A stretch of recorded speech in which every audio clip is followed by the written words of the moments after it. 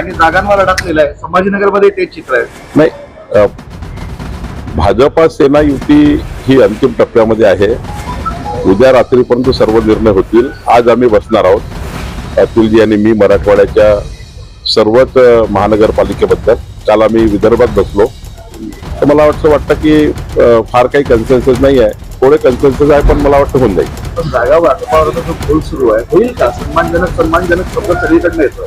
सन्मानजनक असं आहे की त्या ठिकाणी ज्या स्ट्रेंथ आमच्या आहे त्या स्ट्रेंथच्या आधारावर, सीटिंग किती आहे त्याच्या आधारावर, त्या उरलेल्या सीट किती याच्या आधारावर, असे महायुतीचे 4-5 पॅरामीटर आहेत. त्या पॅरामीटरच्या आधारावर आपण चर्चा करतोय. थोडं इथे चाललंय ना, यावरूनच पुढे जात नाही. होईल ना, एका पहाटेपर्यंत बैठका होत्या आमच्याकडे. तर नाही होईल. मी आपल्याला सांगतो, आज मी रात्री अतुल सावेजी मी बसणार आहे, शिवसेनेच्या नेत्याशी बसू आणि अंतिम करू.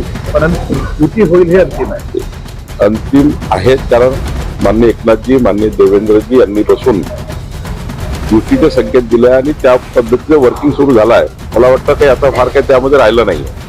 चंद्रपूर विदर्भातल्या जागांचा खेळा सुटलेला आहे युतीच्या संदर्भातला. पण विशेषतः मराठवाड्या आणि मुंबईतला हा जास्त काळ राहतो आहे आणि विशेष मुंबईतही जवळपास झाला आहे. आमच्या सीटवर आम्ही त्या ठिकाणी आता उमेदवारी फायनल करतोय.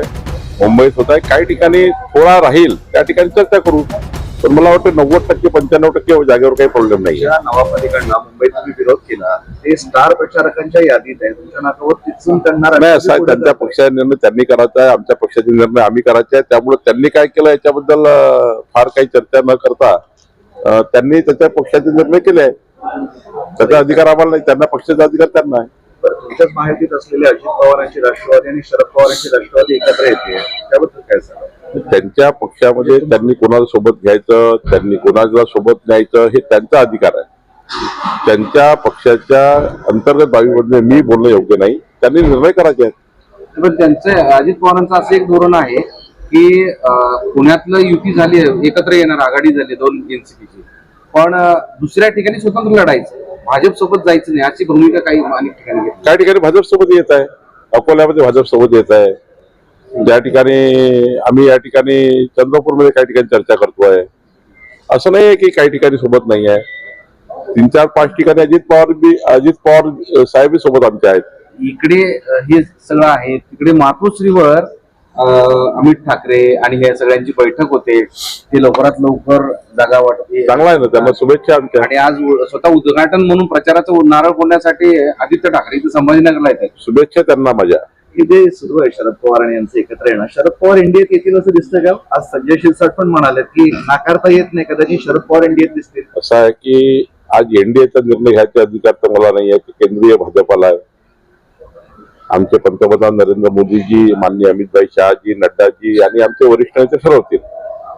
पण महाराष्ट्रामध्ये आता आम्ही स्थानिक स्वराज्यामध्ये भाजपा सेना महानगरपालिकेत एकत्रित लढतो आहे. नगरपालिकेत बघा, आम्ही त्या ठिकाणी वेगवेगळं लढलो. त्या ठिकाणी मित्रपक्ष म्हणून आम्ही या ठिकाणी आमची निवडणूक लढलो. पुढे जिल्हा परिषद आहे. त्या स्थानिक राजकारणामध्ये काय परिस्थिती निर्माण होईल, स्थानिक लेवलला कुठल्या युत्या होतील, जास्त अधिकार आम्ही स्थानिक लेवलला दिले आहेत. त्यामुळे त्या लेवलला ठरत आहे, होत आहे. याचा अर्थ महायुतीवर काही परिणाम होणार नाही, राज्याच्या महायुतीवर कुठलाही परिणाम होणार नाही.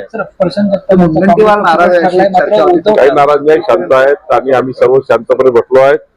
मुनगंटीवारजी बद्दल चुकीचा गैरसमज निर्माण होत आहे, कारण नसताना होत आहे.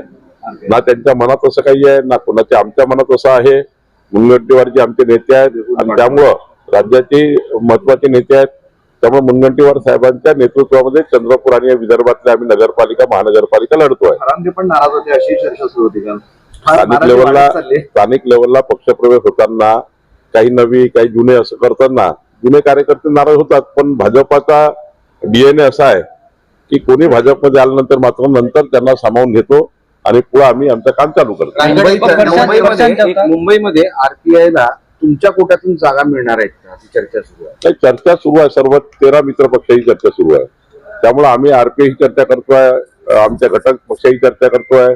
त्या लेवलला आम्ही इकडे नागपूरमध्ये जोगेंद्र कवाडेजी आहेत त्यांच्यासोबत चर्चा करतो आहे. जयदीप कवाडेजीशी चर्चा करतो आहे. मुंबईमध्ये चर्चा सुरू आहे. त्यामुळं त्या त्या लेवलला त्या ठिकाणी त्या पक्षाची जी क्षमता आहे त्याच्या आधारावर आम्ही निर्णय त्यांना करतो. कुठल्या कोट्यातून मिळणार? तुमच्या कोट्यातून काय काय? भाजपच्या कोट्यातून मिळेल का एकनाथ शिंदे देतील आपल्याकडनं? आमचं असं काही वाटलं नाहीये. ज्या ठिकाणी एकनाथ शक्य आहे एकनाथ देतील, ज्या ठिकाणी आम्हाला शक्य आम्ही देऊ. तेजस्वी घोसाळकरांचा प्रचार सुरू आहे, त्या अभिषेक घोसाळकरांचा फोटो घेऊन फिरतोय आणि त्यांना शिवसेना विरोध करतायत.